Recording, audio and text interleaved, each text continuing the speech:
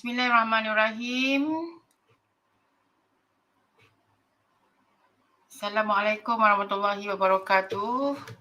And good night everyone.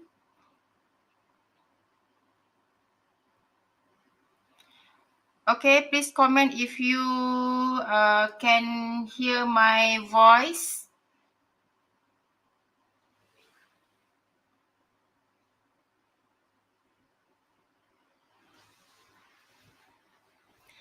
Okay, you can comment if you can hear my voice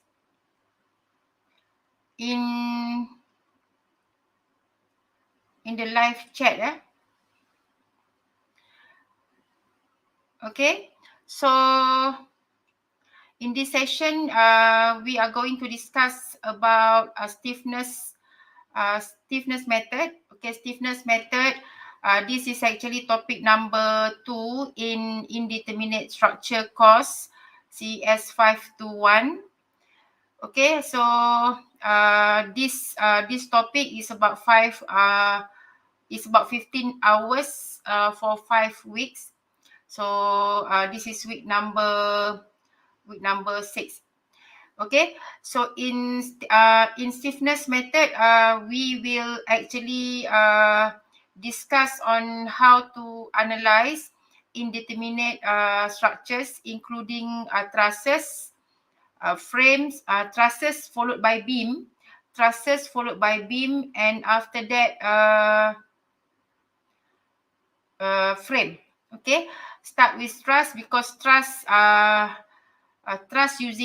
analysis using stiffness method is actually the easiest compared to the other two types, beam as well as frame. And basically this topic actually we use this method to analyze indeterminate structure. Flexibility method also, the method that we have learned previously is also a method to analyze indeterminate structure. Okay, in flexibility method, we use flexibility method in order to determine the redundant in the system. And by using stiffness method, actually we will determine displacement, we will determine reaction at the support as well as internal forces. Okay, as I always said, in structural analysis, normally we do three things. We analyze three things. Number one is reaction. Number two is internal forces. Number three is displacement. And by using flexibility method, we can only get one. We can only calculate reaction. And if we compare to stiffness method has actually more advantages compared to flexibility, because using stiffness method, we can get all three outputs under one method. Okay, we can get displacement, and then we can also get reaction, and after that we can also get internal forces using stiffness method. Okay, and in stiffness method, basically I will explain quite detail on the term, on the procedure, by using truss as example. And of course, understanding of truss is very important, because we will apply the same principle, the same concept in beam and frame as well. Okay.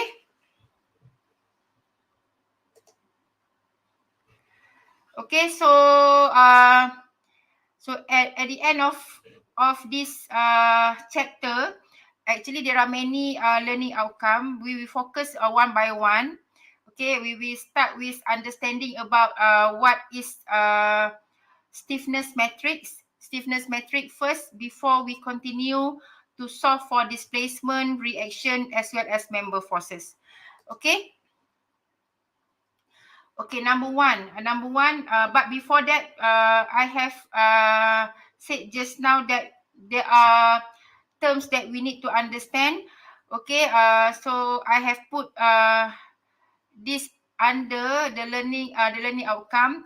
I want everyone to understand about the unconstrained degree of freedom and constrained degree of freedom. So I hope everyone at the end of this topic, you should be able to identify what is unconstrained degree of freedom system, what is constrained degree of freedom system. Okay, degree of freedom, we will use not only in trust, but we will apply also the same principle in analyzing beam as well as analyzing frame. Okay, the key word here is degree of freedom. The key word here is degree of freedom. Degree of freedom. And of course, you can also read detail about degree of freedom in the textbook under chapter number 14, 15 and 16. Okay.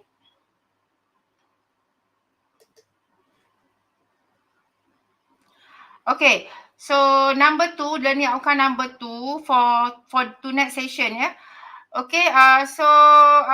You should be able to formulate element stiffness matrix, element stiffness matrix, and structure stiffness matrix in the global coordinate system.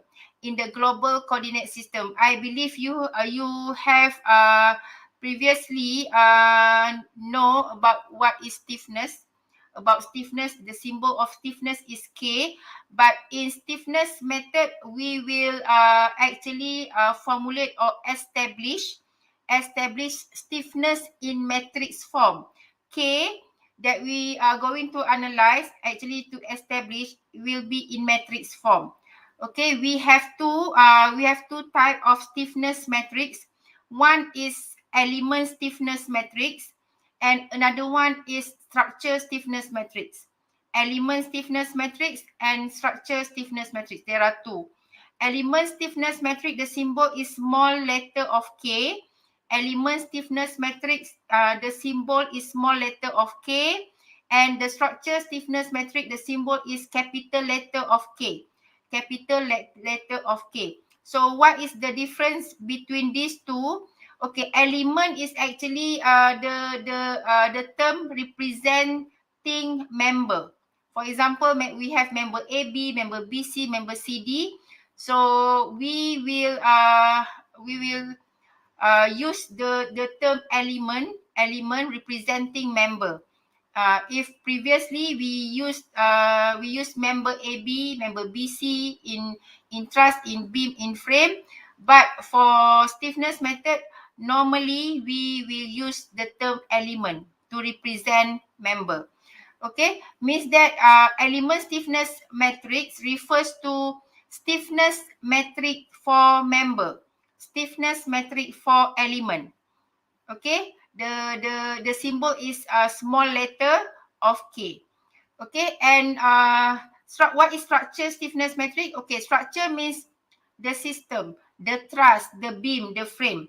And normally the structure consists of a combination of many elements. There are many elements combined to be a structure. A structure. So structure consists of many elements.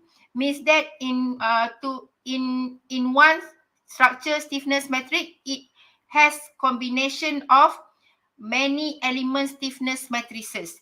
It will be combination of K1 plus K2 plus K3. For example, if the truss has 3 elements. For example, if beam has 3 members, we will have K1, K2, K3. We combine that to produce the structure stiffness matrix. And all K will be written in matrix form. For stiffness method, all stiffness K will be written in matrix form. And we will refer to the global coordinate system. Okay, coordinate system, we have local coordinate, we have global coordinate. We will refer to the global coordinate system, and the appendix will be given. We will go through later on about the appendix to calculate or to establish element stiffness matrix. Okay, so move to the third one.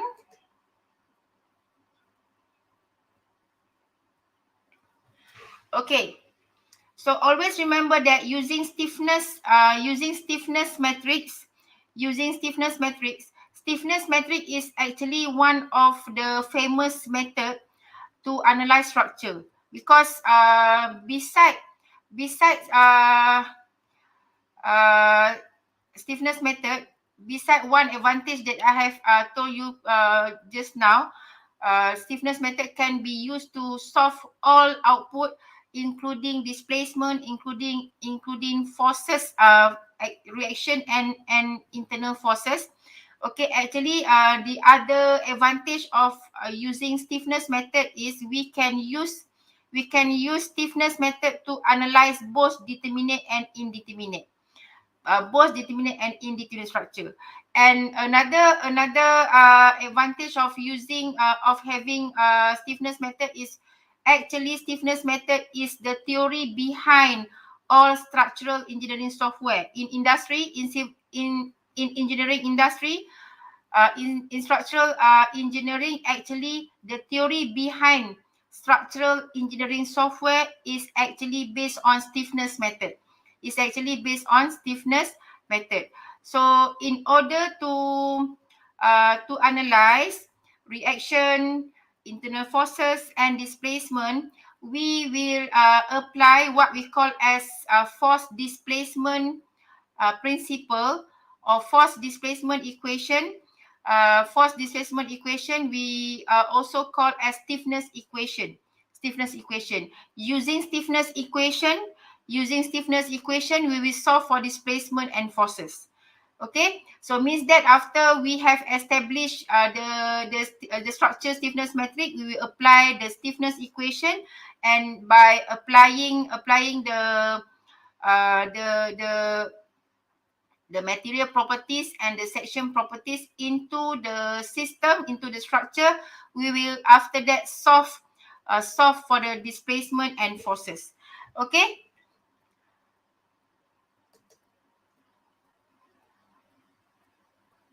Okay, fundamental of stiffness method. Stiffness method is also called as displacement method. If flexibility method is called as force method, flexibility method is also known as force method, because force is the first output. Forces, redundant is force.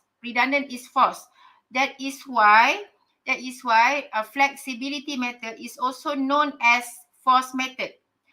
But for stiffness method, it is also known as displacement method.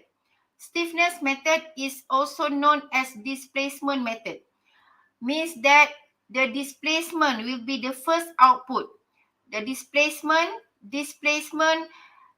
will be the first output when we analyze structure using stiffness method. Okay, because stiffness method is displacement method. We will calculate displacement first. Okay. So it can use to analyze both statically determinate and indeterminate structures, and we can get or we yield the displacement and forces directly.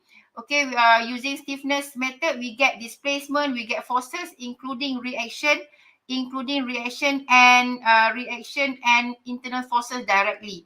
Okay, and this is the famous method to analyze structure, because it is much more easier to formulate the necessary matrices for the computer operation. Okay, member and node identification. Okay, previously I have told you that in stiffness method we will use element to represent member. Why we need to use this? Because when we analyze structure using conventional method previously, we analyze cantilever beam. We call member as member AB, member BC, because A, B, C has limitation. when we analyze structure using stiffness method, basically we will change it to numbering. We will call member as element. We don't call element AB, but we call in numbers. We call member AB as element 1. We call member BC as element 2, and so on. Member representing by element, and we call element by numbers. Element 1, element 2, element 3, and so on. So when this used in computer software, so it has no limitation. That is why we have to use numbers when we analyze structure using stiffness method. Okay, and another term that that is very very important is node. Node, N-O-D-E, node. The keyword is node. Node representing join A, B, C. A, B, C, basically we have member A, B, C, member A, B, C, D. Okay, but in stiffness method, we use node representing member. And same reason as well, if we use ABC, it has limitation. And when we use node representing by numbers, we have node number 1, node 2, node 3, node 4, and we can have thousand nodes as well. Okay, to have the huge structure, we may have more than 1,000 nodes. So we use nodes number, and we use element number. Okay, so we have to understand how to identify member or element. Okay, and node is join, and a node is joined. So later on we will use nodal displacement, we will use nodal forces. It is all representing displacement at node. It is all representing forces at node. Okay, node representing join, and when we want to analyze displacement, we analyze nodal displacement, means we will determine displacement at nodes. We will analyze nodal forces, means we will calculate forces at nodes. Okay, so we have to be able to identify member and nodes. Okay, so this is one of example how we actually put the node number, the element number in one truss. Okay, and using stiffness method, we will always referring to the coordinate system. We have local coordinate system, and we also have global coordinate system. Okay, basically for this course, we will always refer to the global coordinate system. We have x and y for truss. We also have we also have another one which is called as z. Z refers to moment as well as rotation, for rotational displacement. For truss, we only count 2. So x and y is basically the degree of freedom in the system. Okay, so under this diagram, we can see that there are 1, 2, 3, 4, 5. 1, 2, 1, 2, 3, 4. There are 5 nodes. There are 4. There are 4 nodes. 1, 2, 3, 4. There are 4 nodes. Okay, we do not label as A, B, C, D as usual, but we replace join A, B, C, D in numbers. So we will call join as node 1, node 2, node 3, node 4. And normally node we will written in circle. Okay, node we will written in circle. And after that, we have element number. We have element number. We have element number 1. We have element number 1. We have element number. Okay, element number 1. Element number 1 joining node number 1 and node number 2. Element number 2 joining node number 2 and node number 4. Okay, and element number will be written in one box, one square. Okay, square box. Okay, so another thing is inside this diagram, there are label of 1 until 8. 1, 2, 3, 4, 5, 6, 7, 8. So these numbers actually are representing degree of freedom. So in one truss diagram, when we want to analyze using stiffness method, okay, we should be able to label all this. Okay, so there are 3 types of numbers that should be in the diagram. Number 1 is node number. Node number representing joint A, joint B, joint C, joint D. That is node number. In the diagram also we have element number. Element number representing member AB, member BC, member CD and so on. Element number. And beside node number and element number, we have what we call as degree of freedom. And degree of freedom also we have to label in number. So inside the diagram, we have 8 degree of freedom. We have 8 degree of freedom labeled as 1, 2, 3, 4, 5, 6, 7, 8. And we label this according to unconstrained and constrained degree of freedom.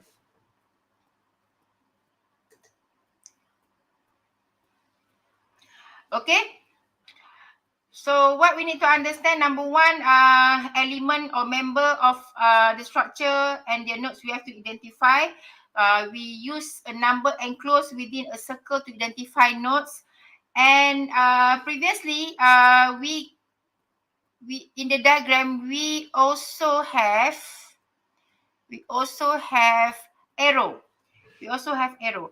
Okay, this arrow is very, very important.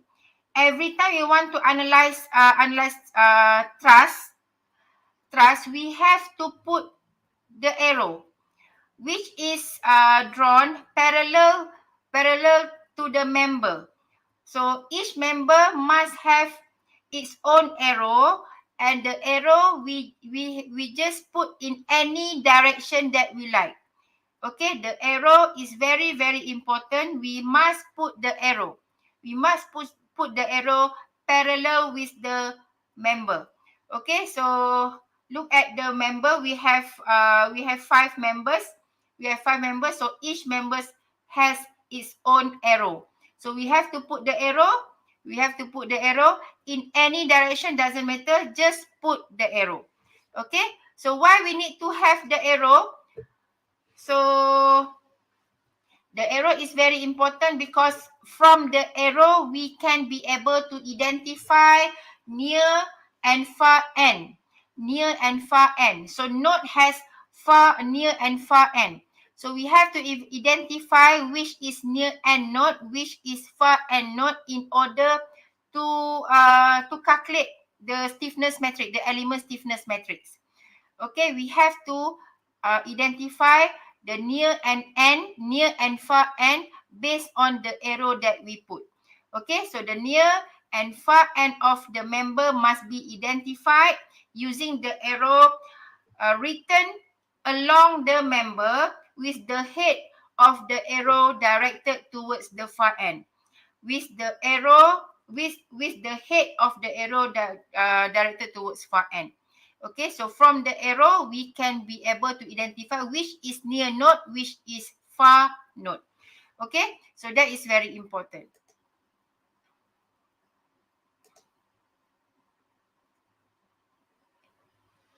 Okay, so actually in stiffness method, we refer to the global coordinate system, and we will calculate forces and displacement, and actually load and displacement are vector quantities, and due to that it is necessary to establish coordinate system in order to specify the correct sense of direction. A single global or structure coordinate system XY will be used to specify the sense of each of external force and displacement component at nodes. Okay.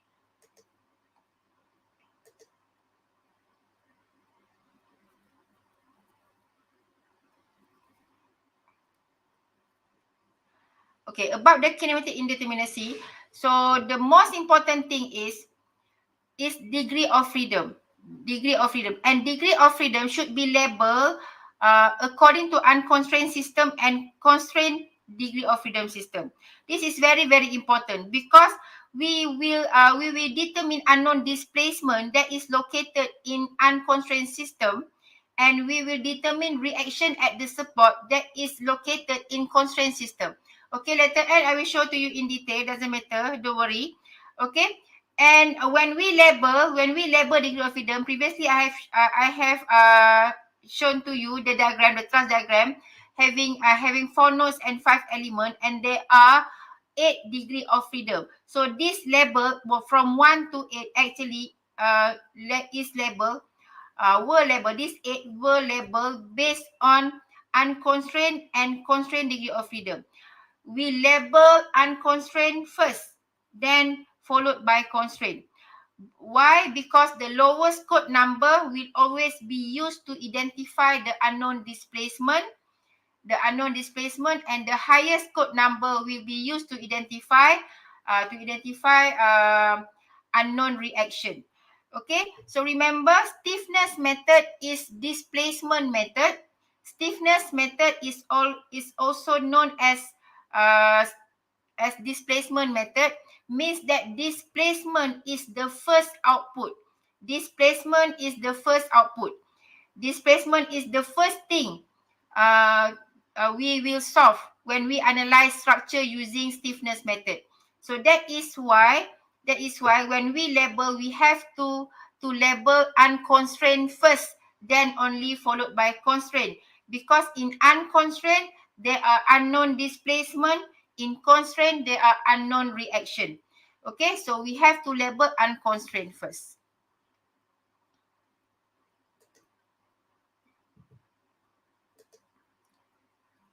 Okay, so now move to the formula.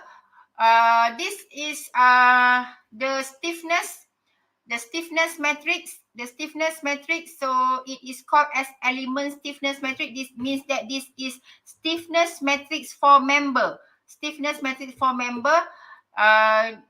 We calculate stiffness matrix using this formula, element by element. If the truss has 2 elements, we have to do it 2 times. If the truss has 3 elements, we have to do it 3 times. Okay, so if the truss has 3 elements, means we will have K1, K2, and K3.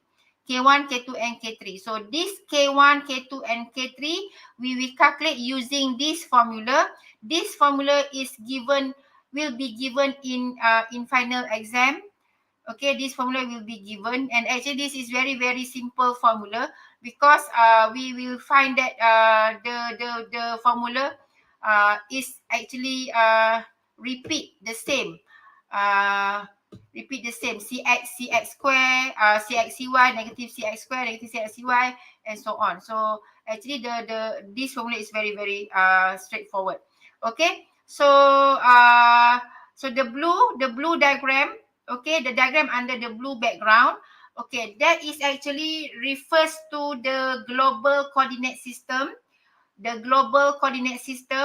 Okay, the label M in the box referring to the element will be written in number, in box, in square box. Okay, and there are 2 nodes, node I and J. Node I and node J. So I is the near end, J is far end. Okay, and under okay, in each node there are 2 degree of freedom, 1, 2, and 3, 4 in node number in node J. Okay, so that's all about the formula. But before we analyze the element stiffness matrices and the structure stiffness matrix, okay, let's look at the textbook first.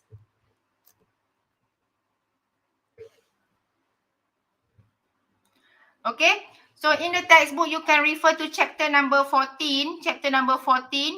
So stiffness method has been discussed under in the textbook under 3 chapters. Chapter 14, truss analysis. Chapter 15, beam analysis. Chapter 16, frame analysis.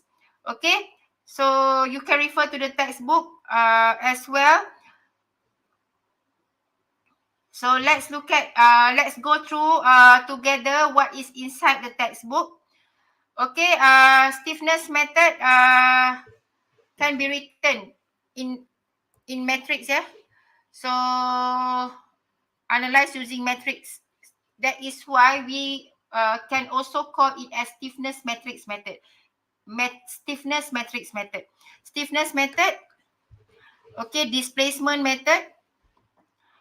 Okay, displacement method. So this is also the comparison of stiffness method and flexibility method. Okay, stiffness method can be used. This is all that I have highlighted just now actually can be used to determine, to analyze determinate and indeterminate structure using stiffness method. Okay, yield displacement. So we will get displacement and forces directly. We don't have to apply another method to calculate the other output. We can solve all output using one stiffness method. Okay,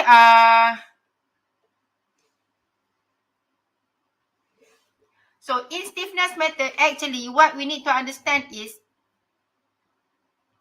the truss is a structure. A beam is a structure. A frame is a structure. Truss, beam, frame is a structure. So when we want to analyze truss, beam, or frame, when we want to analyze truss, beam, or frame, so truss, beam, frame is a structure. So what we need to do, because the formula to calculate displacement is for element, like previously, we have the formula in matrix form, the element stiffness matrix, the formula to calculate element stiffness matrix. Okay, but what we get in the question is structure. Truss is structure. Okay, what we have to understand is when we want to analyze, any type of structure using stiffness method, what we need to do is we have to divide the structure. Divide the structure into element. Divide the structure into element. That is the concept. Because we cannot get the structure stiffness metric directly. What we can do is we have to divide the structure into element. We have to divide the structure into element, and we will combine back the element stiffness matrices, combine all element stiffness matrices to produce the structure stiffness matrix. So for the analysis, we will analyze element by element, and then we combine all K1 plus K2 plus K3 plus K4 to produce capital K, which is structure stiffness matrix. Okay. From structure, we have to divide into element. Okay. Endpoint. Endpoint is called as node. Endpoint is called as node representing joint. Conventionally, we use joint. So now we use node number in a circle. Okay. For truss feeding element representing, node representing joint. Okay, we have to apply force displacement properties. Force displacement properties. Force is Q. We have K and D. So QKD is actually stiffness equation. QKD is called as stiffness equation. So we will apply force displacement properties. Force displacement properties. This is force.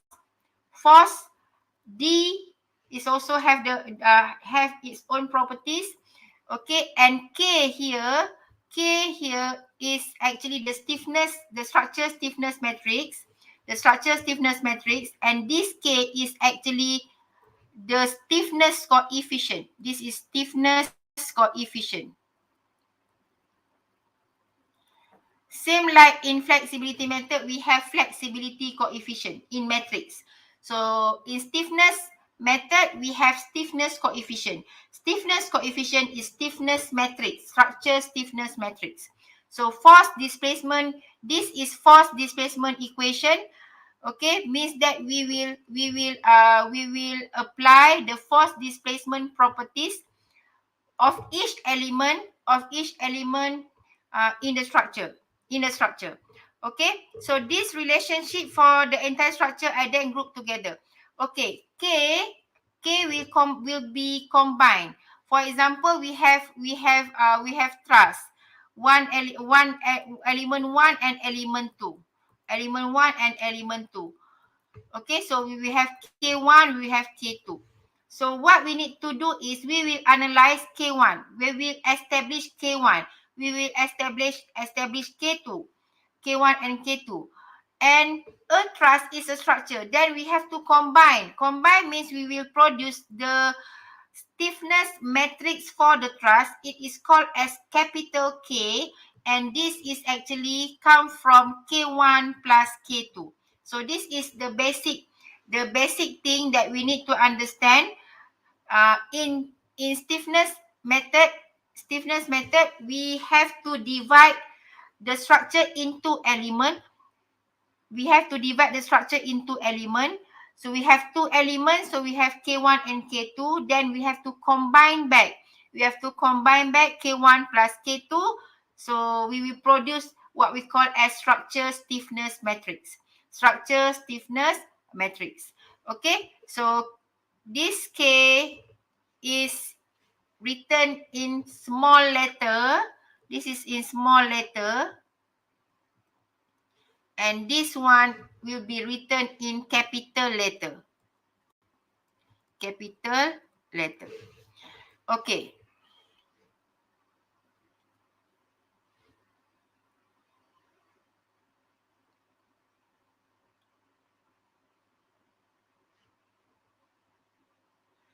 Okay.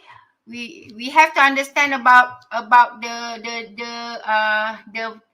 near and far end node. Because one element consists of two nodes.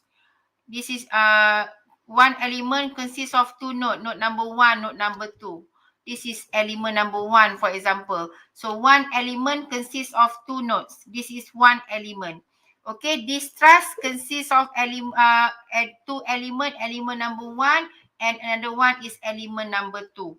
Element number 1 and element number 2. This is element number 2, for example.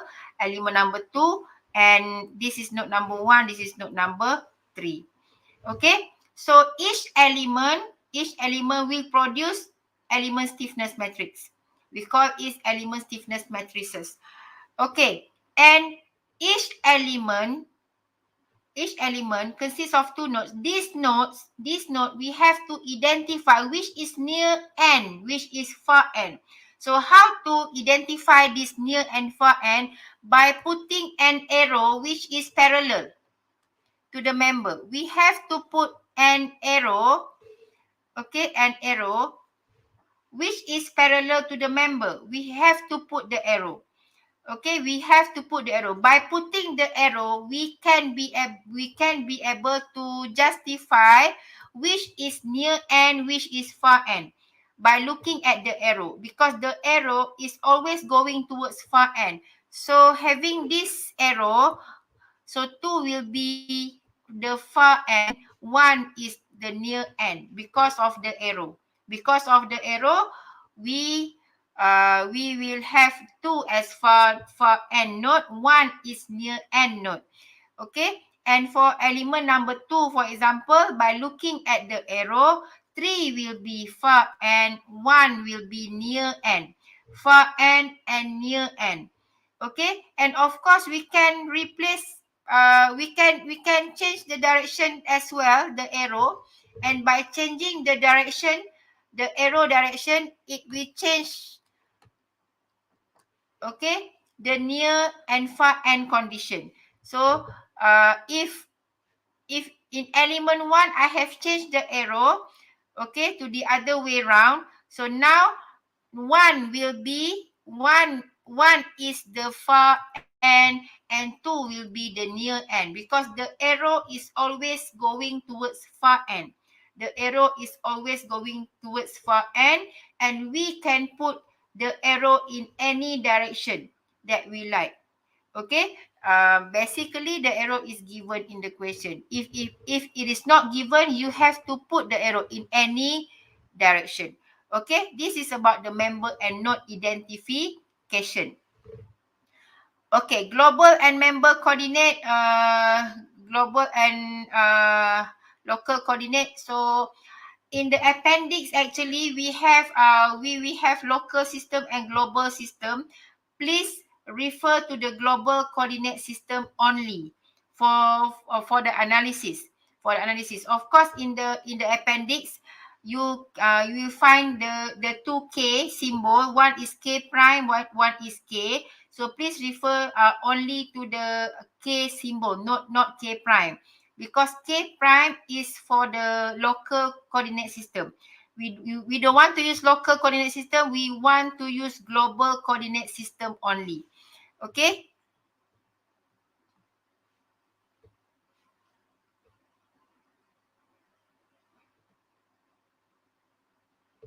Okay. About the kinematic indeterminacy, I want to highlight on this term. It is unconstrained degree of freedom and constrained degree of freedom. Okay, every one of you must be able to identify, to differentiate between these two. Okay, every one of you must be able to differentiate between unconstrained and constrained, unconstrained and constrained. Okay, firstly, you have to understand what is degree of freedom. Degree of freedom. Okay, degree of freedom is actually refers to displacement component. Degree of freedom is actually refers to displacement component. Displacement component. Okay, we have under what we call that? Okay, I have actually put into the module the detailed explanation about this step by step. Okay, later on I will explain to you on the module. Okay, what I want to highlight is what is degree of freedom, because we have to be able to understand this degree of freedom. Degree of freedom. In simple word, degree of freedom means displacement component. Displacement component. So always remember, displacement component refers to component X, component Y, component Z. That is degree of freedom. Okay, it is not refers to displacement, it is referring to displacement component. And degree of freedom, we have to always look at this in terms of Q and in terms of D. Force displacement. Stiffness equation Q is equal to KD. This is actually force displacement equation. This is force displacement equation. This is stiffness equation. Okay, Q is equal to KD. Q is equal to KD. So degree of freedom, even though it is actually known as displacement component, we have to be able to look at degree of freedom in terms of these two. One is Q, one is D. One is Q, one is D. Okay? Q and D. Q and D. And in simple word, displacement, degree of freedom refers to displacement component. And we have X, Y, and Z component. X, Y, and Z component. X, Y, and Z component. X, Y, and Z component. For example, in Truss analysis, intrastructure, since we don't have, Truss has no moment, Truss has no rotation, means that we do not count Z component. So we have X, Y, and Z. So this is basically degree of freedom. Degree of freedom has three component. Degree of freedom has three component. three component. We have component X, we have component Y, we have component Z. And this X, Y, and Z actually is the component, the Q and the D component. Q and D component. Okay, if we're talking about Q in X direction, Q in X direction means Q in X direction means Q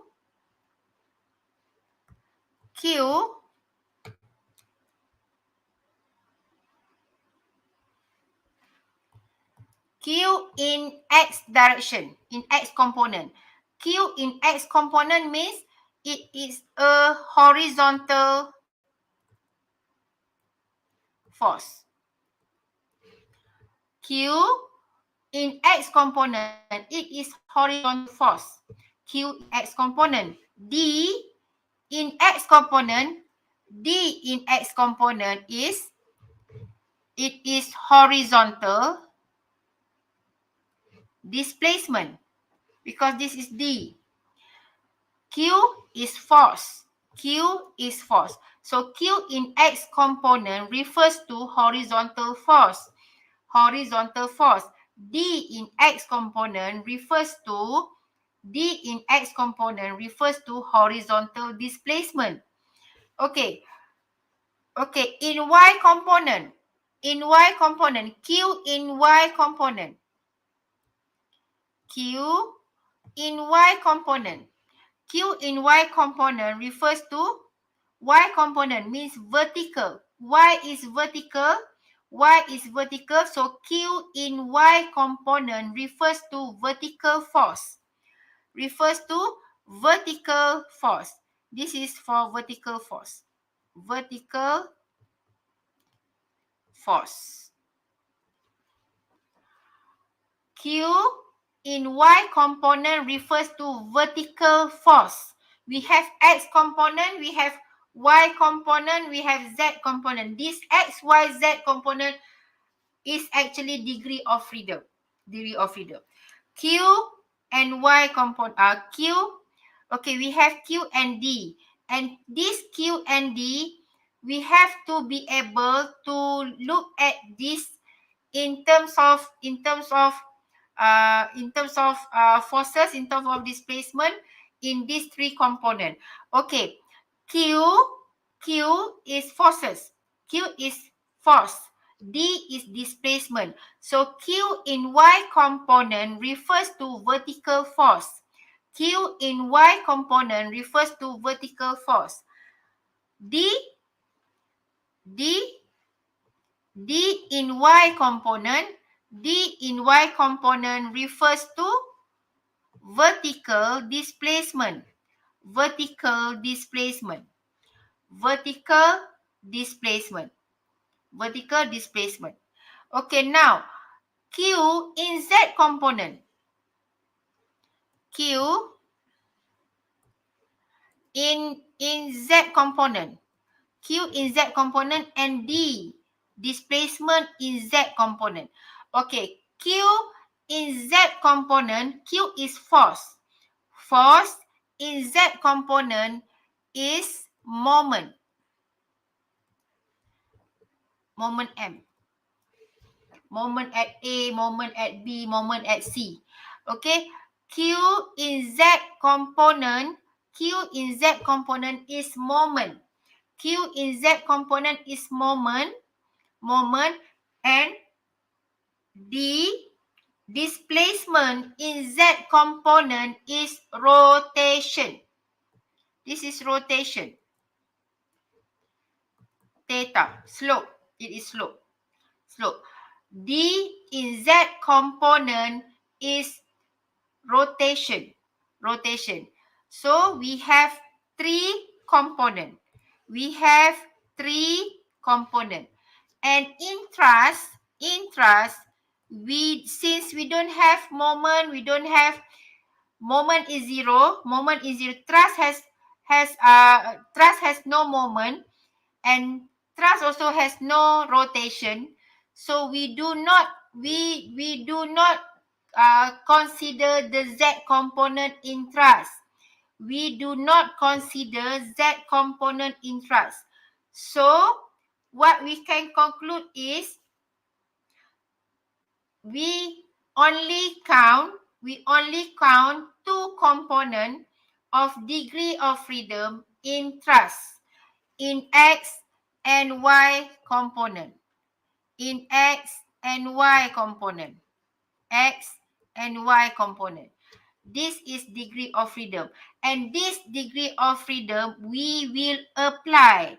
We will apply at node, at each node.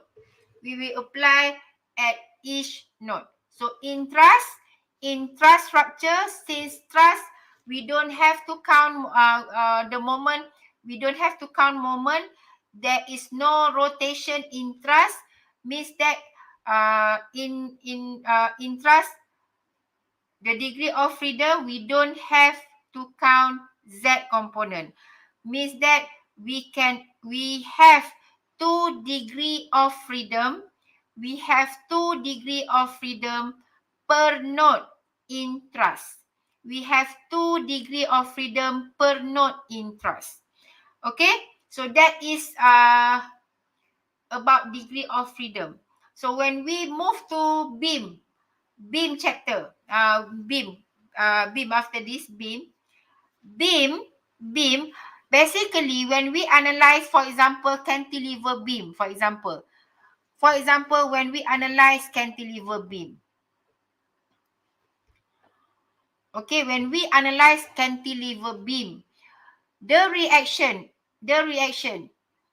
okay, we get reaction like this at fixed support.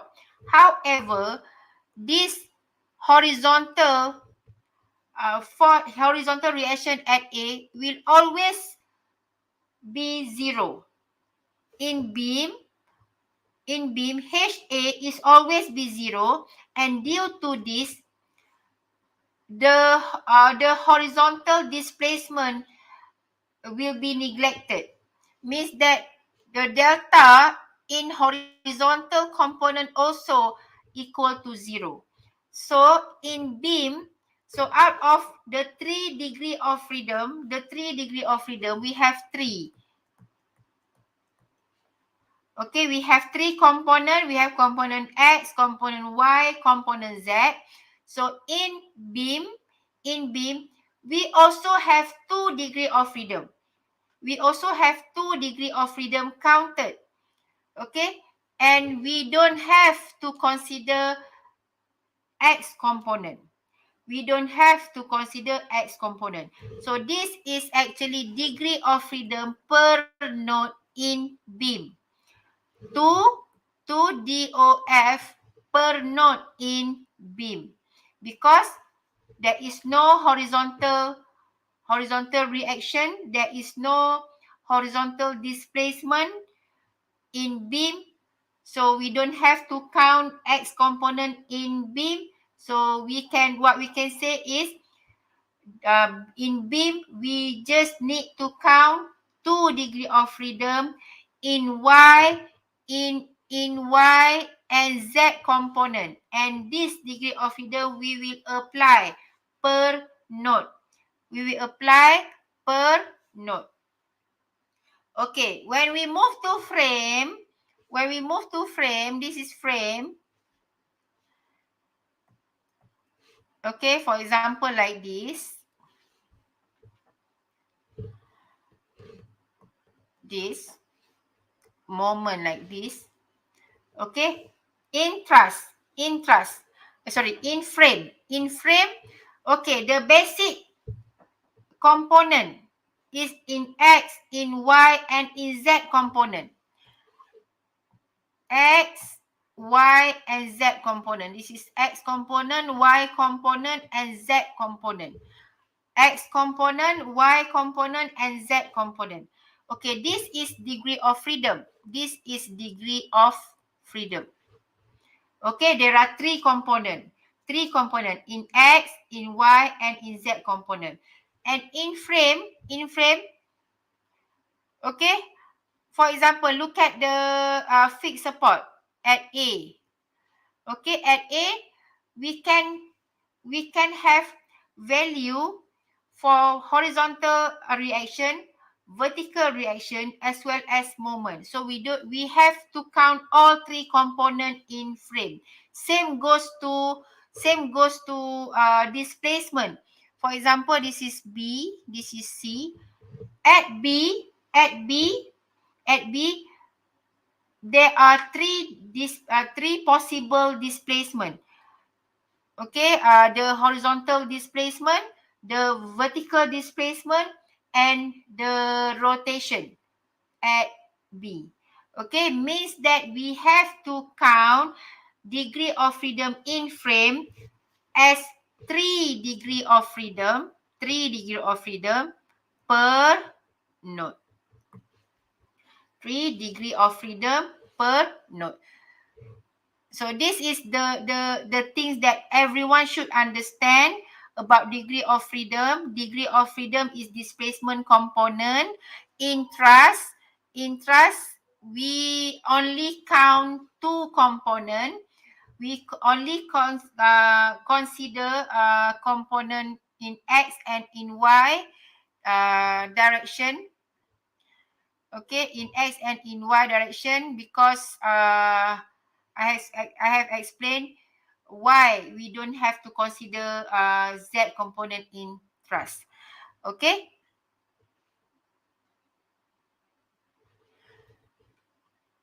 Okay. So in truss, what we can conclude is there are 2 degree of freedom per node. There are 2 degree of freedom per node in X and in Y component. In X and in Y component, and it must be in this direction.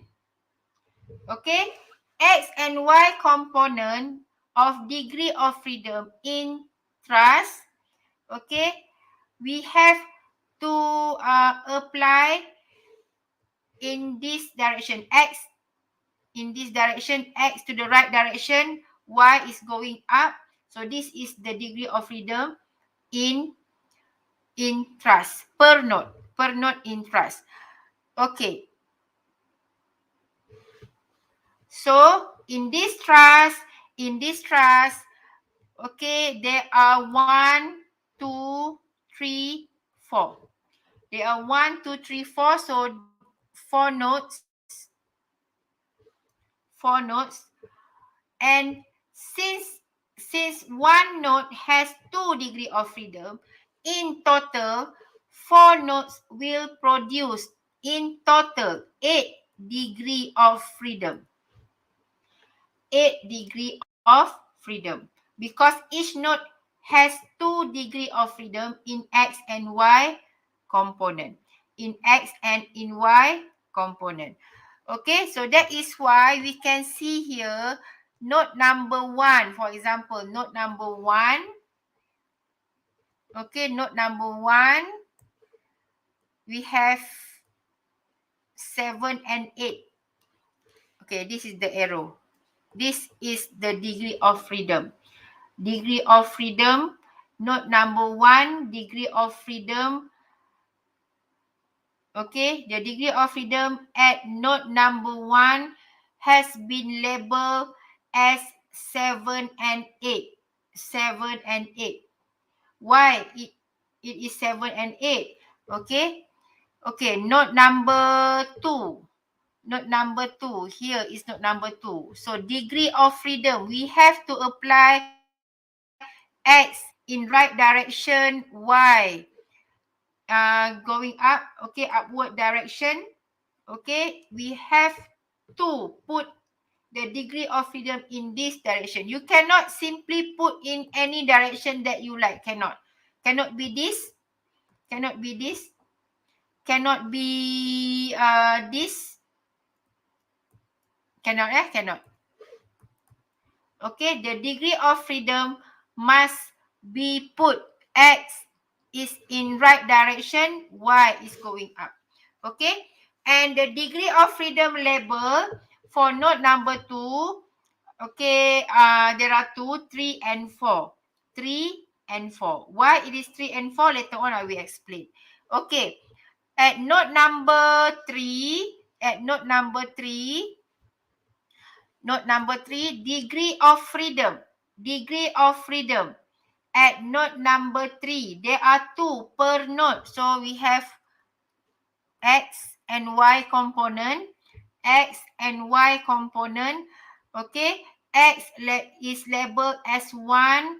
2 is Y is labeled as 2. Okay. So this degree of freedom at note number 3. And we move to note number 4. Note number 4, again we have two component in X and Y. In X and Y, X is going to the right direction, Y is always going upward. Okay, we write in we label as 6 and 5. We label as 6 and 5. So why we have to label as 6 and 5? Okay, later on I will explain. Okay, so there are three number types. There are 3 number types under one truss diagram. One truss diagram, and it is very important, especially for the degree of freedom. And degree of freedom, we must label according to unconstrained and constrained system. Unconstrained and constrained system. That is why you can see that the label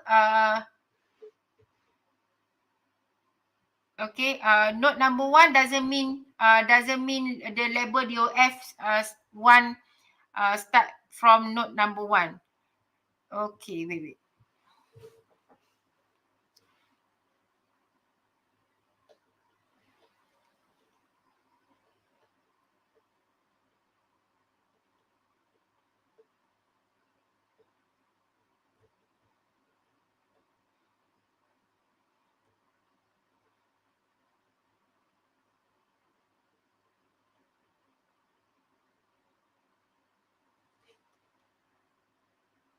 Okay, so actually for the to determine the stiffness matrix, for the truss element stiffness matrix. Okay, element stiffness matrix. So we can have lambda X, lambda Y as the symbol used in the formula. We can also write in CX, CY. CX, CY like this. Okay. We can write in terms of CX, CY. We can also write in terms of lambda X, lambda Y. Okay, lambda X, lambda Y and CX, CY is the same. Okay, actually if you refer to the last few years in final exam papers, you may find that the symbol used are CX and CY, but the latest past year's exam papers, you can find that the symbol is written in lambda X, lambda Y. And I don't mind if you want to write either in CX, CY or lambda X, lambda Y.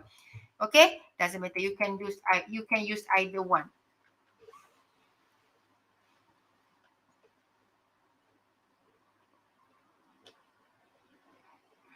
Okay, this is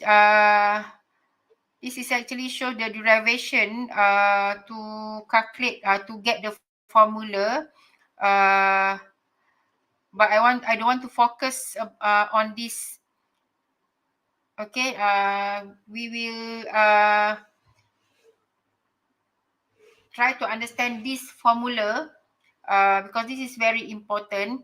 Okay, this matrix, this is element stiffness matrix. Means that stiffness matrix for one element in the truss, one member in truss. Okay, this is the formula for truss. Okay, we will have different formula for beam. We will have different formula for frame. Okay, this is for truss. This is for truss. Okay, So looking at this formula, okay, there are 4 by 4 matrix. Okay, here, this is actually 4 by 4 matrix. There are 4 by 4 matrix. Why is it 4? Okay, so don't forget one element has actually combination of near and far end node. Okay, near and far end node. We identify which is near end, which is far end from the arrow that we put, which is parallel to the member. Okay, and the arrow is always, the head of the arrow is always move towards far end. Okay, and near and far representing nodes. And always remember that we count DOF as 2 per node in Truss. So at near node we have X and Y. At near node we have X and Y. At far end node, near end node, we have X and Y. And at far end, we have X and Y. Okay, X and XY belong to near end. XY belong to far end. XY belong to near end. XY belong to far end. Okay, and from the arrow, we identify which is near end, which is far end. So at near end, we have degree of freedom in X and Y component. In X and in Y component, and in far end node, we have X and Y component. We have degree of freedom in X and Y component. So total degree of freedom for one element. Total degree of freedom for one element is 4. Because 2 belong to near end, another 2 belong to far end. So that is why the total degree of freedom for one element in Truss. Total degree of freedom for one element in Truss is 4. 2 belong to near end. Okay. 2 belong to near end. Yang ni near end. 2 degree of freedom belong to near end. And another 2 degree of freedom belong to far end. So in total, there are 4 degree of freedom for one element in Truss. Okay, so under in near end, so we have near X, near Y. We have near X, near Y. Okay, yang ni near X, near Y. Near X, near Y, and we have near X. We have near X. Okay, we have near X, near Y. Near X, near Y. Near X, near Y. Near X, near Y. Near X, near Y. Near X, near Y. Okay, near X, near Y. And we have far X, far Y. We have far X, far Y. Far X, far Y. Far X, far Y. Okay, and always remember, so N X, N Y, far X, F X, F Y, near X, near Y, far X, far Y, representing degree of freedom numbers. Degree of freedom numbers means that lambda X, lambda Y inside the formula written in matrix form, we just need to substitute into the value that we calculate based on coordinate. Based on nodal coordinate. But what most important is the degree of freedom label. Okay, yang ni is degree of freedom label. Degree of freedom label. Degree of freedom label. Same goes to this. The same thing. Degree of freedom label. Okay. Degree of freedom label. Degree of freedom label. So in writing or in calculating or preparing or forming or establishing the element stiffness matrix, lambda x, lambda y, you don't have to worry. We just follow the step, the procedure, we will get the value. Okay, we will get that from the coordinate, from the nodal coordinate for each node. But what most important, you must label the degree of freedom correctly. You must label the degree of freedom correctly, because if you do not label it correctly, you will not get the correct structure stiffness matrix K. Because back to the concept, the main concept, when the truss that we analyze is a structure. And what we should do is we will subdivide the structure into element. We will subdivide the structure into element. We will calculate or we will establish the element stiffness matrix one by one element, one by one member. And after that, we will combine back K1 plus K2 plus K3 to produce structure stiffness matrix. Structure stiffness matrix. And in order to get the right structure stiffness matrix, we have to make sure that we label the degree of freedom correctly. We have to label degree of freedom correctly.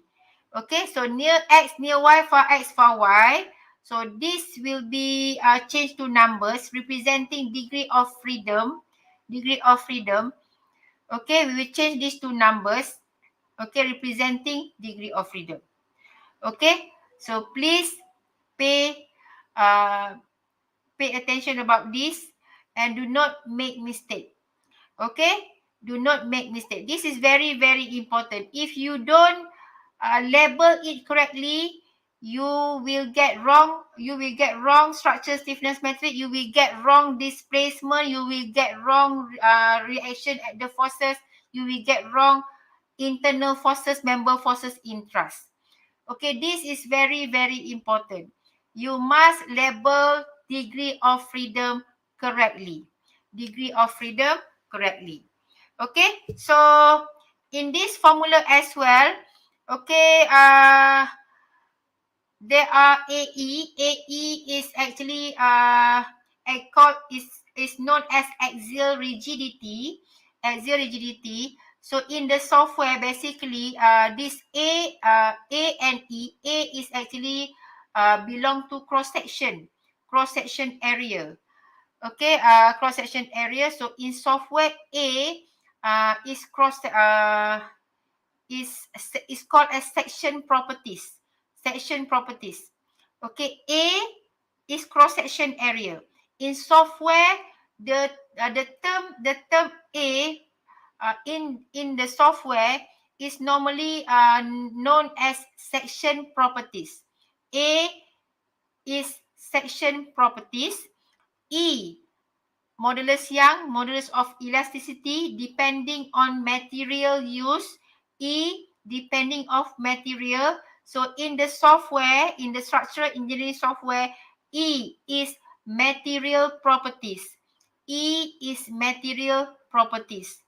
Okay, so K will get influence, direct influence by cross-section area or section properties, as well as material properties, the E, the material, as well as the length, okay, the member length. Okay, so let's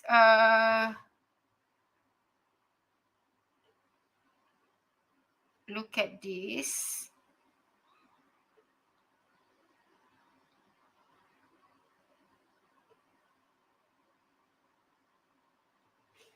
Okay, so don't worry about the feet unit. Okay, the imperial unit used in this example, because I have actually written this example in detail in module 2. In module 2, step by step in detail. I believe when you go through the module, you will understand clearly. Okay, on this.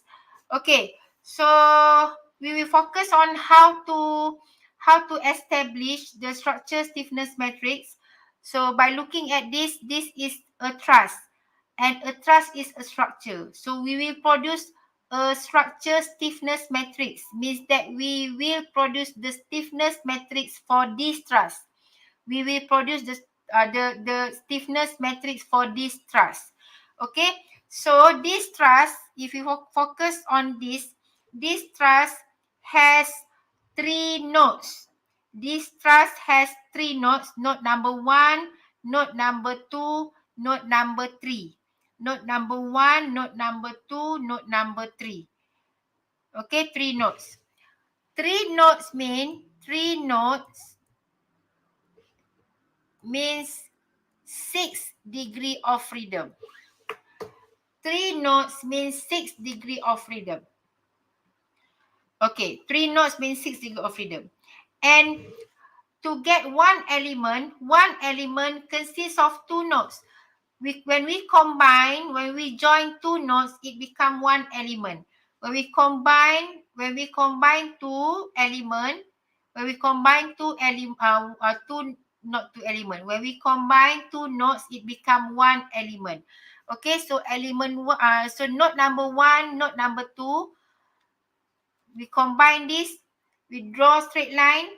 Okay, normally this is what we do when we want to model, to build model in the software. Start with one node, we put by coordinate, and then we put another node, and we join these 2 nodes. So by joining these 2 nodes, we get one element. Okay, so 1 and 2, 1 to 2, 1 to 2. If you're looking at the next diagram, okay, is labeled as element number 2. It's labeled as element number 2. So this is element number 2 in a square box. Okay, and this is element number 1. Element number 1.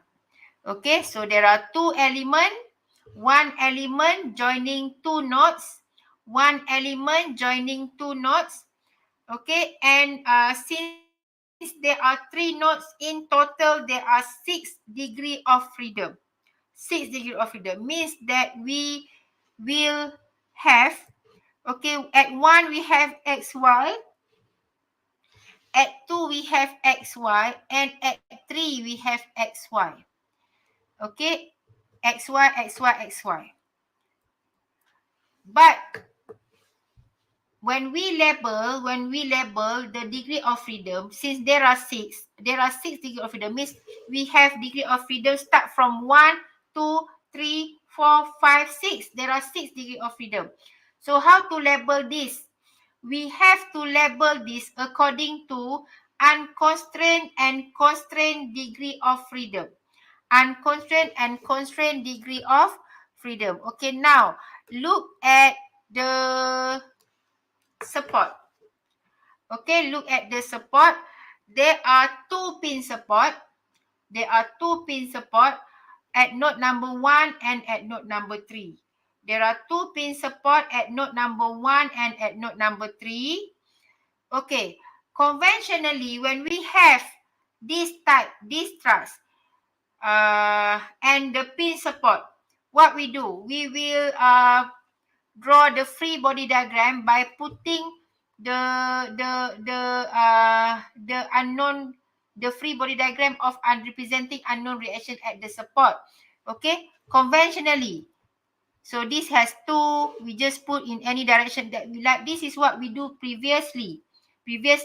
So by looking at this truss with 2 pin, with two pin support, what we can conclude is there are 4 unknown reactions. There are four unknown reaction. 4 unknown reaction. For QU. U for unknown, Q is reaction forces. Q is forces. Okay, 4 unknown reaction. 4 unknown reaction is labeled QU is reaction, unknown reaction. Reaction at the support. 4 unknown reaction at the support we label as 4QU. Okay. And to understand it in simple way, okay, we have to be able to differentiate between unconstrained and constrained. Unconstrained and constrained. Constrained. What does it mean? Constrained. Constrained means constraint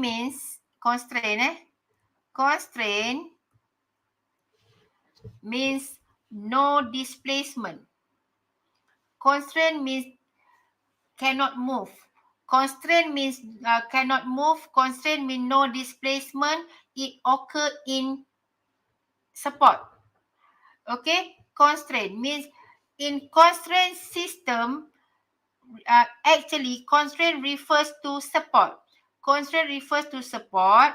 At support, there are unknown reaction. There are unknown reaction. And at support, displacement is 0. No displacement. Displacement is 0. Displacement equal to 0 in constraint degree of freedom system. Constraint degree of freedom system. Okay? So in opposite condition, we have unconstrained. Constraint versus unconstrained. Unconstrained means no support. Unconstrained means no support. Unconstrained means no support. So we have unconstrained. We have unconstrained DOF. Unconstrained DOF. We have unconstrained DOF. This is constrained DOF. Constrained degree of freedom, unconstrained degree of freedom. Okay.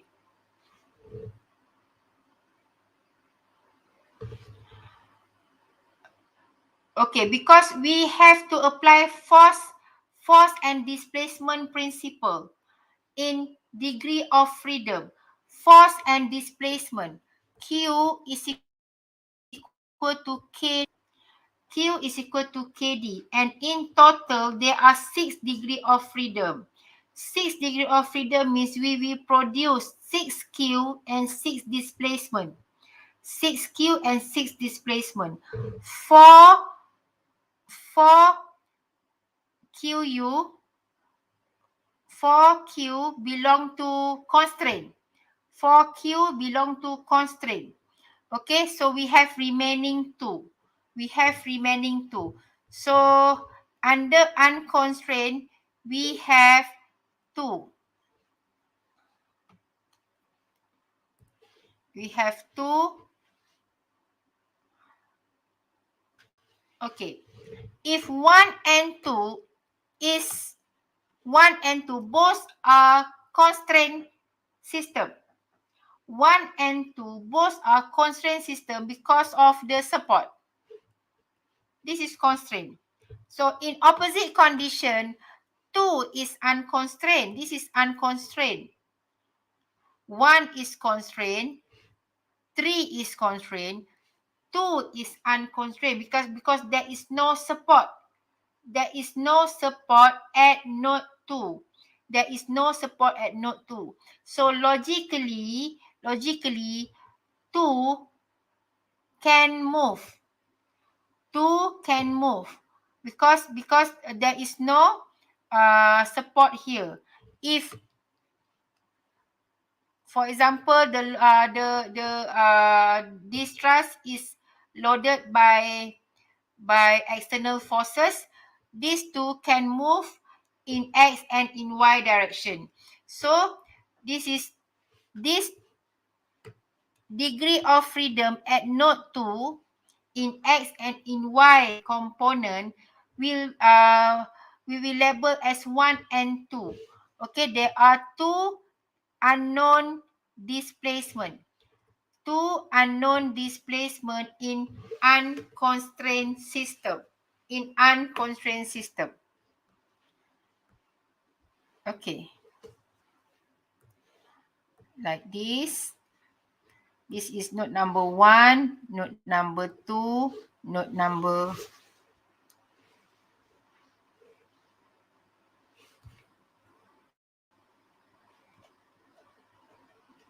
again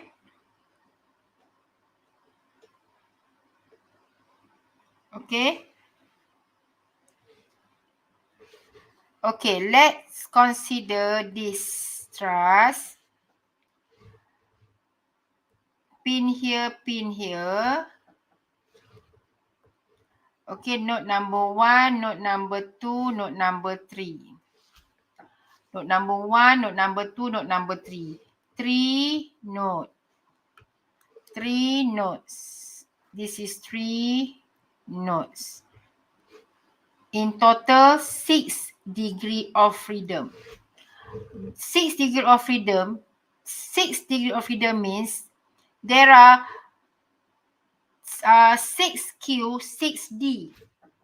6 degree of freedom. Okay?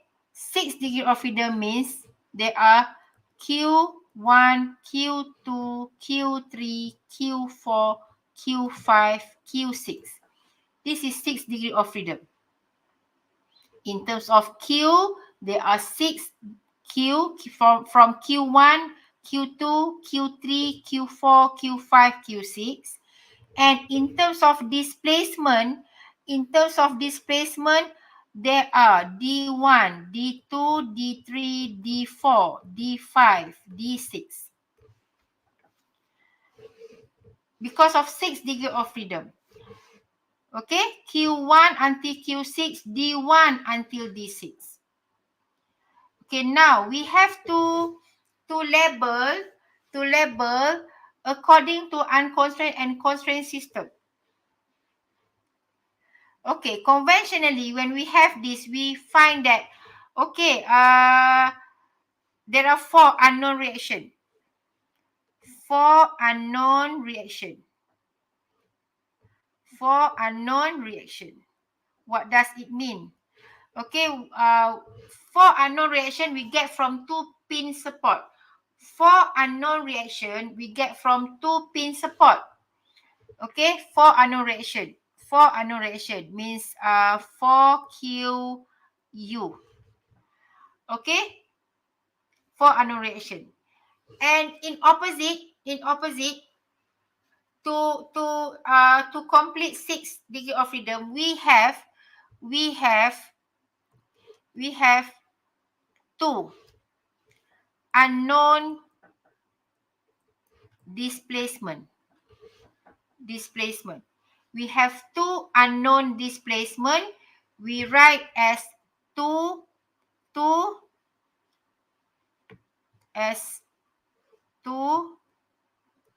unknown displacement.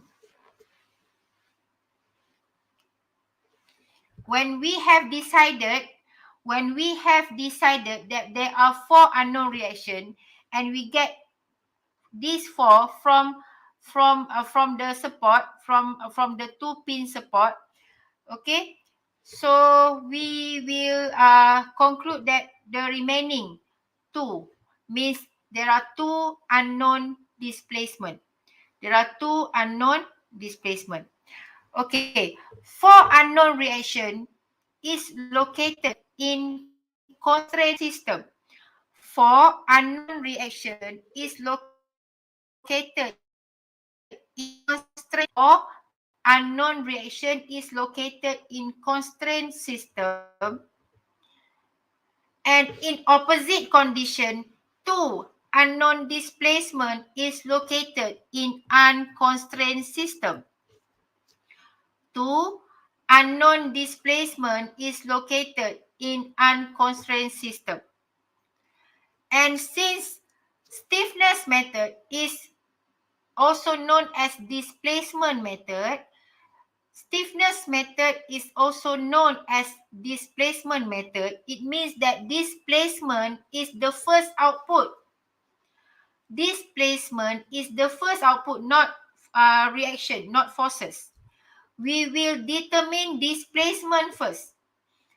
We will determine displacement as the first output. Stiffness method is also known as displacement method.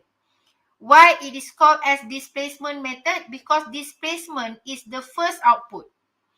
Displacement is the first output. And due to that, we will label the unconstrained system first. We will label the unconstrained system first. Then only we continue to label constraint system. So we have unconstrained, constraint, unconstrained, constraint. This is just to sketch in order to illustrate the condition, to draw the degree of freedom in order to try to imagine it clearly. I normally will sketch and label the degree of freedom in separate like this first. And I will always put the unconstrained first. Okay, the unconstrained first, then only constraint. Then only constraint. Okay. So in unconstrained, the degree of freedom in constraint. So we have to draw. So 2 DOF in unconstrained system. Okay. Located at node number 2. Like this. And we have 4. Here is 2 DU. Under unconstrained, we have 2 DU. And under constraint, we have 4 QU. Okay. These four are located at 2 here and another 2 here. Total is 6. Total is 6.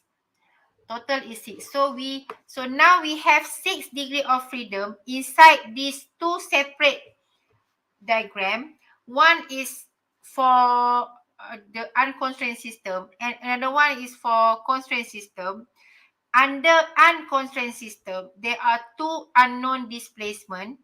Under constraint system, there are 4 unknown reaction.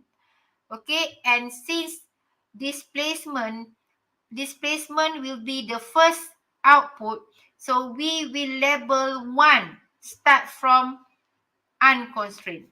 So we should label this as 1, 2. 1, 2, then followed by 3, 4, 5, 6. 3, 4, 5, 6. Of course, we can label like this as well. 3, 4, 5, 6. YZ, YZ. Okay.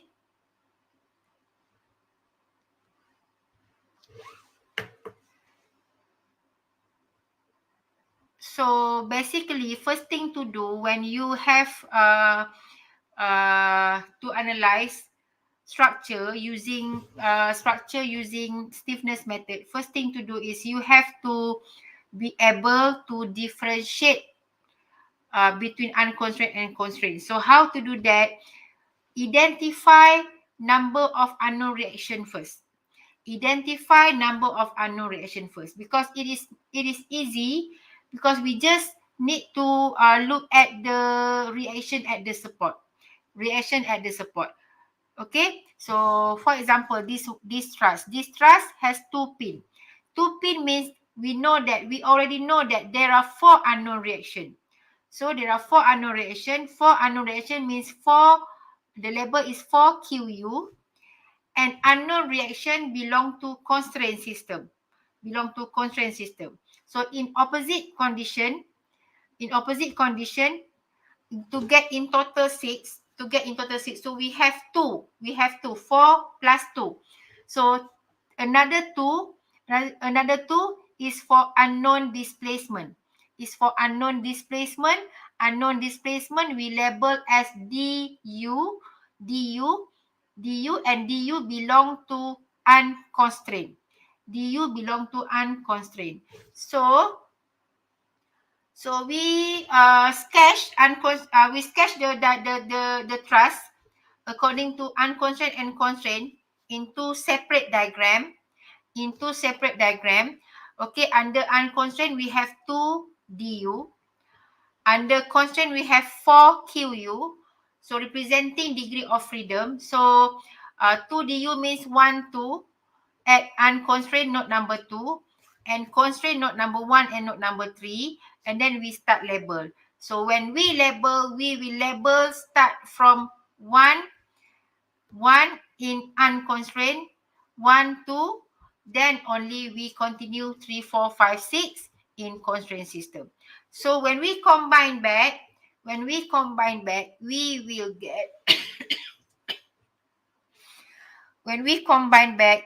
get like this.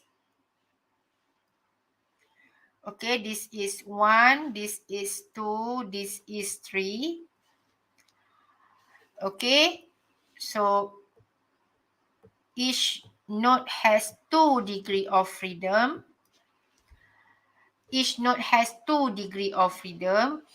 And we label degree of freedom 1, 2, 3, 4, 5, 6. 1, 2, 3, 4, 5, 6. And this truss has 2 elements. We label as element 1 and element 2. Element 1 and element 2. Okay, and we have to have the arrow which is parallel with element arrow, and the arrow is always move towards far end like this. So from this we actually we can identify near end and far end. So when we want to analyze or establish stiffness matrix for element 1, stiffness matrix for element 2, we actually producing K1 and K2. So when we analyze K1, when we want to analyze K1, we can actually extract element 1. Element 1 is this. Extract element 1. In element 1, this is near, this is far. From the arrow, we identify from the arrow near and far. So the degree of freedom, we have 1, 2, 3, and 4. 1, 2, 3, and 4. This is element 1. Okay, so when we produce K1, we will produce 4 by 4 matrix.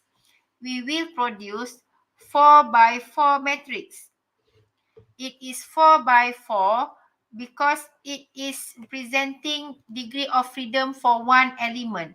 4 by 4 matrix. Okay, we use formula to calculate all value in the bracket. But what most important is the degree of freedom label outside the matrix. Okay, outside the matrix. So how to label this?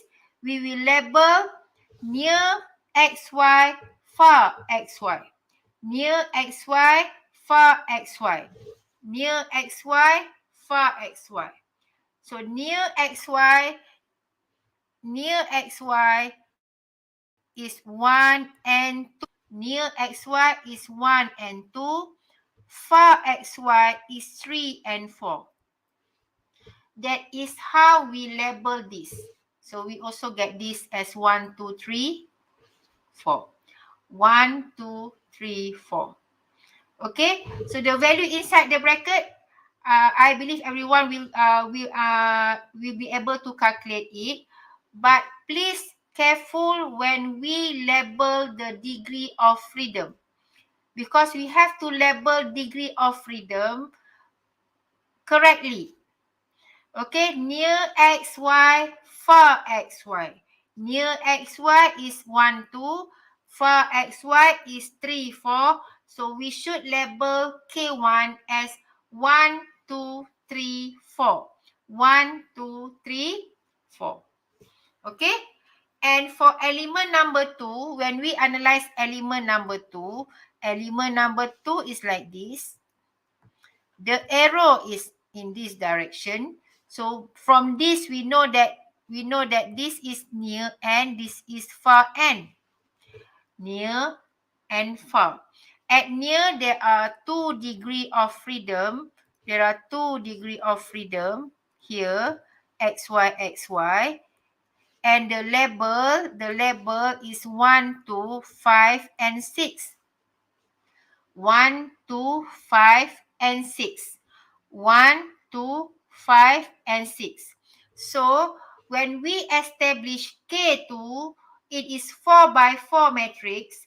It is 4 by 4 matrix. So K2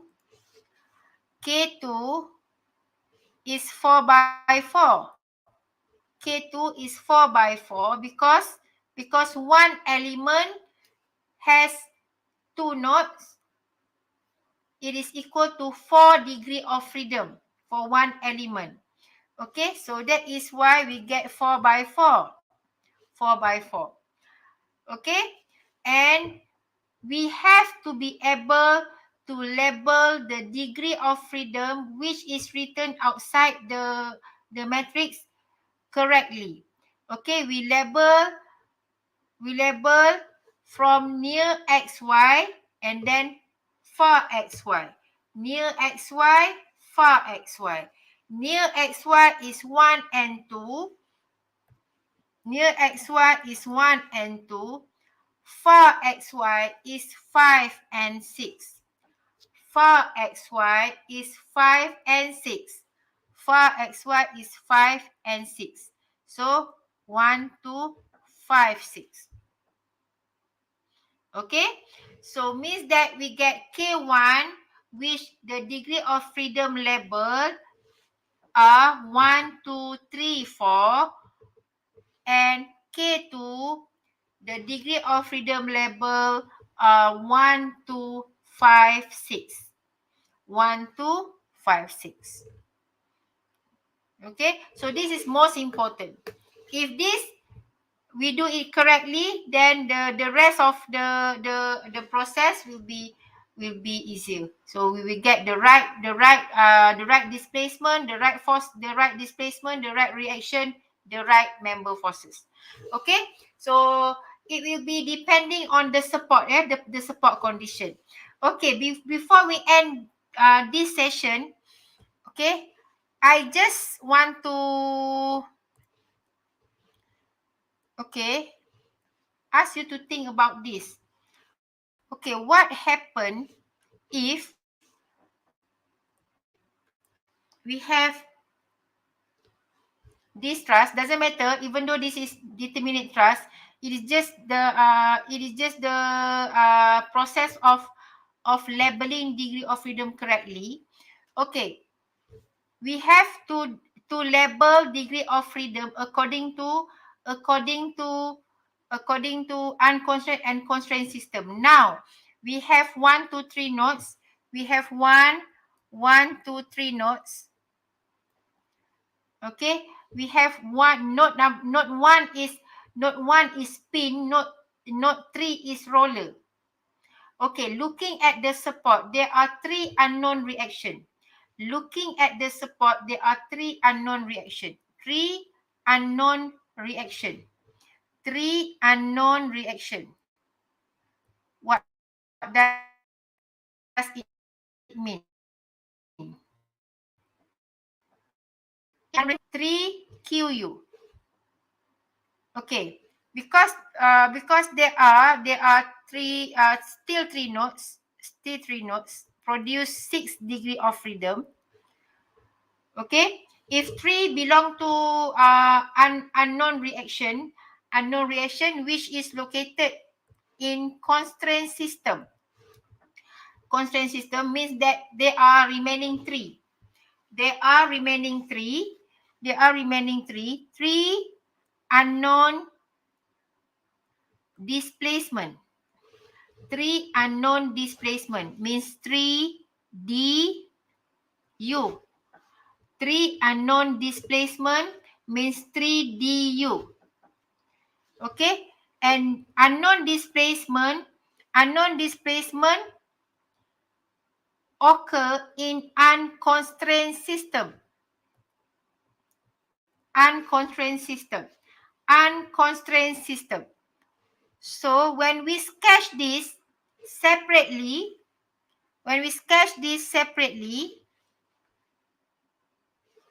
okay, separately, one is for unconstrained, another one is for constrained. Constrained. Okay, I just need to sketch back.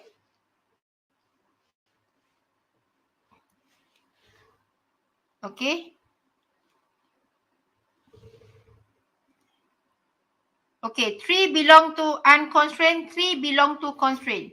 Means we have to put 3 DOF in unconstrained and another 3 DOF in constrained. Previously, we have to put 2 DOF in unconstrained and 4 degree of freedom in constrained. Now, by changing the support condition, I have changed the pin to roller support. So what happened? So this one we will get 3 unknown reaction. 3 unknown reaction means 3 DOF in constraint system. 3 unknown reaction means 3 DOF in constraint system, and remaining 3 unknown displacement.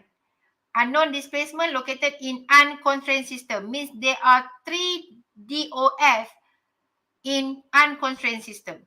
So the easiest way is to label the 3 DOF in constraint first. At pin support. At pin support, there are 2. There are 2 here because it is representing pin support. And roller, reaction at roller, basically we have this. This is roller direction, right? Roller direction. So this is for roller. This for roller. In constraint system. Okay, 3 DOF in constraint system. 3 DOF in constraint system representing 3 unknown reaction. Okay, remaining. Okay, means that 3 in constraint system, 3 in unconstrained system. So we have to put the remaining in unconstrained system. Put the remaining. Okay, at node number 2, there are 2, and at node number 3, remaining 1 in Y direction. So now there are 3. There are 3 degree of freedom in unconstrained system and 3 degree of freedom in constrained system. 3 degree of freedom in unconstrained, 3 degree of freedom in unconstrained system, 3 degree of freedom in constrained system. We identify from reaction at the support. Okay, we identify unknown reaction, so we know that 3 there are three DOF in constraint system. Remaining will be put in unconstrained system. Okay, now, since displacement is the first output, so we will label 1, 2, 3 from unconstrained. So we will label 1, 2, 3 like this. 1, 2, 3. 1, 2, 3. 1, 2, 3. Followed by 4, 5, 6. 4, 5, 6. 4, 5, 6. Okay. Can you see the difference? Can you see the difference between the previous example? Okay, in the previous example, the label at node number 3, the DOF label at node number 3 is 3, 4. XY is 3, 4. XY is 3, 4. Due to support condition, XY is 3, 4. But when I change pin to roller, what happened? So when we combine back, okay, when we combine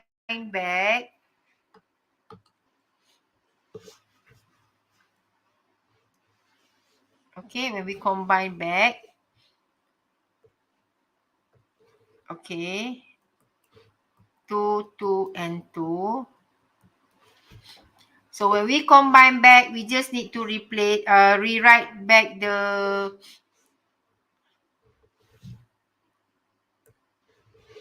degree of freedom label. Okay, this is 1, 2, 3, 4, 5, 6. Okay, so this is element 1, this is element 2. Element 1, element 2. Element 1, element 2. What happened to K1 label? K1 label. Okay, K1 label. Because we label according to near XY, far XY. Near XY, far XY. When we label, we must label near, near, far, far. Near, near, far, far. X, Y, X, Y. X, Y, X, Y. Okay, so what happened? We will label as 1, 2, 1, 2, 4, 3. 4, 3. Not 3, 4. Because when we label degree of freedom for element stiffness matrix, we must to follow this order. We have to follow this. We cannot simply put the label, okay, in any direction that we like. Cannot. Okay, the degree of freedom in element stiffness matrix, we have to label correctly. And the correct way to label the degree of freedom must follow this rule. Near XY, far XY. Near XY, far XY. And if we refer to this example, this example, element number 1, node number 1 is near N. Node number 3 is far N, and at node number 1 we have X, Y, 1, 2, and at node number 3 we have X, Y, 4, 3, not 3, 4. So we have to label as 1, 2, 4, 3. Okay, this is compulsory. Okay, this is compulsory. Okay, so it means that it is actually degree of freedom. Actually, we always refer to the support condition. So please understand about the support condition.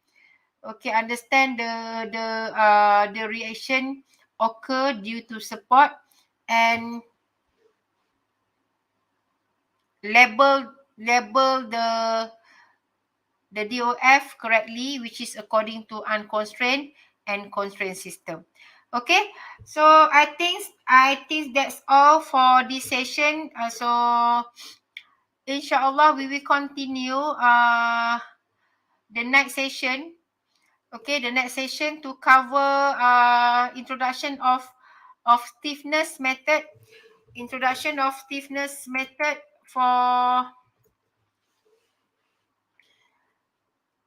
truss, and please try to understand